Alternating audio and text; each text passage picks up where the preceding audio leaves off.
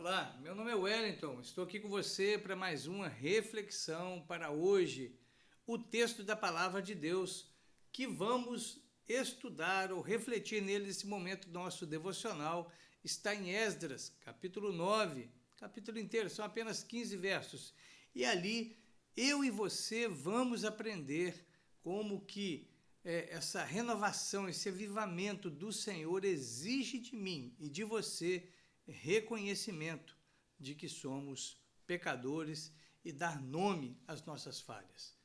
Não se esquece de dar o seu joinha aí para nos ajudar, se quiser fazer isso de uma vez.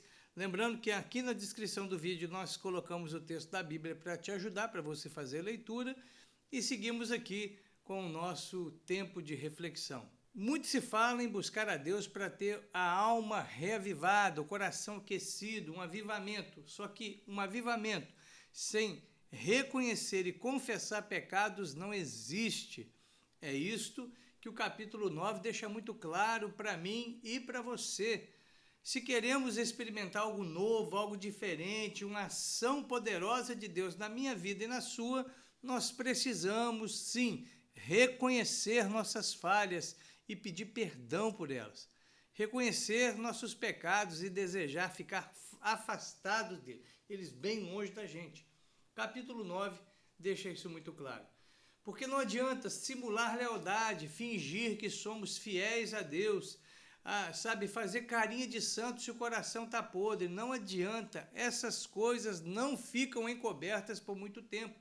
Dá uma olhada aí no capítulo 9, o verso 1 e o verso 2. É necessário santidade verdadeira. Deus quer de mim e Ele quer de você, Ele quer de todos os seus filhos exclusividade. Deus não aceita dividir Ele mesmo com ninguém. Ele é totalmente Senhor, poderoso, Pai amado, ou não adianta Ele querer que Ele seja o nosso Pai, mas nós tenhamos aí uma outra filosofia, uma outra religião, um partido político, um viés ideológico, um viés da educação como mãe. Ele não casa com essas coisas. É Deus, sua palavra. Então a santidade é algo exigido de mim e de você. Leia aí o capítulo 9, você vai ter isso aí muito claro na sua mente. Segundo lugar que eu quero chamar a sua atenção é que nós não podemos tomar conhecimento das falhas e ficar por isso mesmo. É interessante que quando Esdras reconhece, chega para ele a notícia, é relembrado que o pessoal tratou de não misturar, com outras nações, não ajudar essas outras nações a crescer, porque Deus estava dando a terra para eles, mas eles descumpriram esse trato, eles fizeram o que entrou num ouvido e saiu no outro, não levou para frente. Quando Esdras toma conhecimento disso, ele rasga a roupa, ele fica indignado, porque o pecado precisa de fato nos indignar. O pecado precisa nos incomodar. O pecado, o erro, precisa de fato nos perturbar.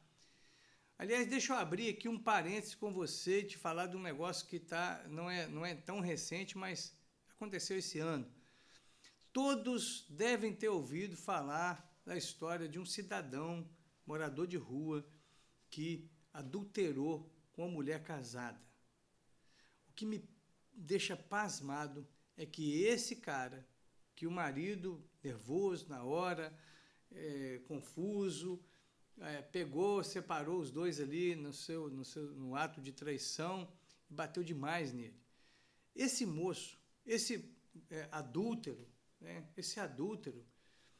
ele foi dado a ele o microfone, a atenção, os elogios. Ele está na mídia, ele tá no pedestal, ele está, aparecendo em tudo quanto é lugar.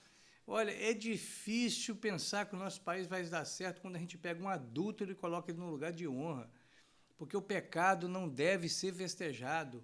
O pecado não deve ser tratado como se fosse uma coisa boa. Por isso que toda vez que você tomar conhecimento do pecado, principalmente na sua vida, não faça pouco caso dele, que ele te incomode bastante, que ele me incomode bastante, para que a gente corra do pecado. E qualquer atitude que vem, porque não adianta a gente ficar só triste, amargurado, chateado porque pecou ou por causa do pecado reinando perto de nós. Nós precisamos fazer alguma coisa, a gente não pode ficar só na fossa. A gente precisa tomar uma atitude efetiva. E o texto traz isso para mim e para você. Olha aí o que diz do verso 5 até o verso 15, vai ficar muito claro que não é prudente a gente ficar só ali mastigando limão, só na amargura, na tristeza, no azedume. A gente precisa tomar uma atitude que seja proativa. É preciso fazer algo que possa mudar aquela situação. E Esdras faz.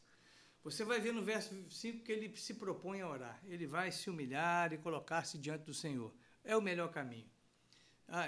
Não cumpriu o que tratou, o pecado ganhou espaço na sua vida, vá orar. Coloque a sua vida diante do Senhor. Reconheça os erros. Fale o nome deles. Reconheça os erros. Não fique falando, a multidão dos meus pecados. Não fala do pecado que você fez. Se o seu problema foi que você ficou bravo a hora que não precisava, fale isso. Fale disso. Reconheça o erro por aquilo que ele é. Não fique tratando ele como se fosse um negócio que não pode falar o nome, que ele aparece na frente, não. Se eu falar 3 vezes, ele pula em mim. Não existe isso. Fale para o seu Senhor. Ore e seja claro na sua oração. Fale dos seus erros. Olha o que está aí no verso 6, no verso 7, no verso 10, no verso 11, no verso 12. É isso que nós aprendemos ali. Mais ainda, não somente fale do erro, mas reconheça. Reconheça o mal que ele faz. Reconheça o problema que é o pecado. O pecado é horrível, o pecado é uma miséria de fato. O pecado, por causa do pecado, Jesus precisou morrer.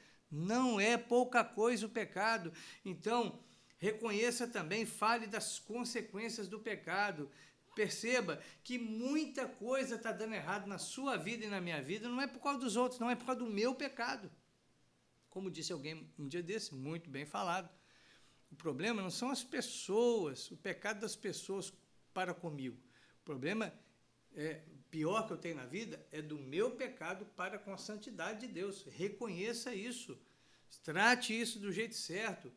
Trate isso como uma coisa horrível que é e que traz consequências.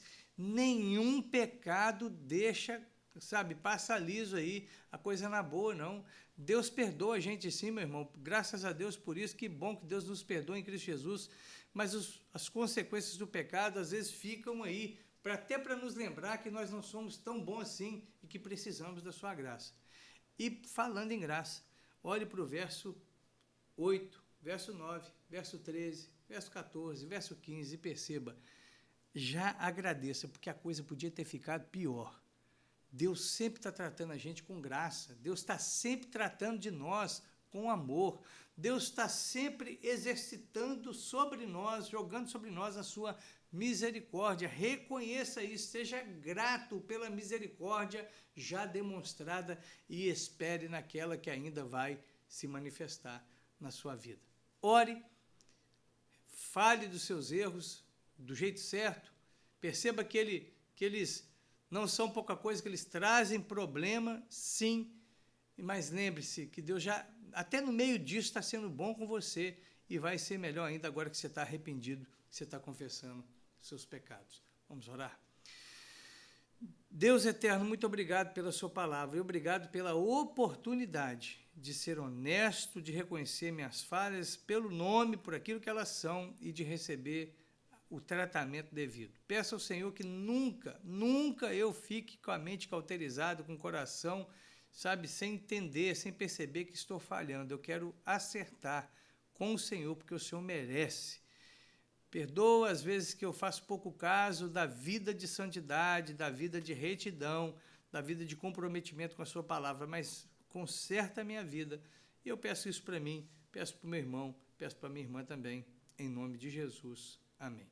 Deus te abençoe, um excelente dia, noite, tarde, madrugada, não importa a hora que você está acessando esse conteúdo. Eu espero que abençoe a sua vida e se abençoa a sua vida, manda para frente, não guarda só para você.